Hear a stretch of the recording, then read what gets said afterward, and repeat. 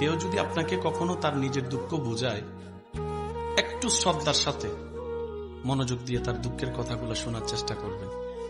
তার কারণটা হচ্ছে, আপনি যেটা শুনছেন সেটা সে পার হয়ে এসেছে সেই কষ্টের সময়টা।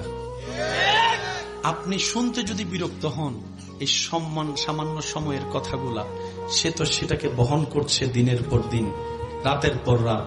কত রাত নির্ঘুম কেটেছে এই কষ্টের কারণে। কথা বলেন ঠিক কিনা? কেউ যদি আপনাকে দুঃখে কষ্টের কথা শোনাতে আসে, আপনি বলবেন, ইয়া রব, তোমার দরবারে লক্ষ কোটি শুকরিয়া যে অন্যজনের অন্তর হালকা করার জন্য তুমি আমাকে ব্যবস্থা করে দিয়েছো, আমাকে সুযোগ দান করেছো। সুবহান আল্লাহ।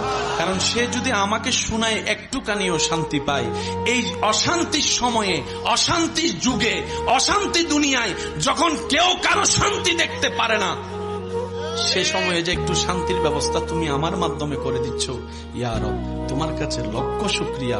তুমি আমাকে তৌফিক দিও তার প্রত্যেকটা শব্দ যেন আমি মরণ পর্যন্ত আমানত হিসেবে রাখতে পারি।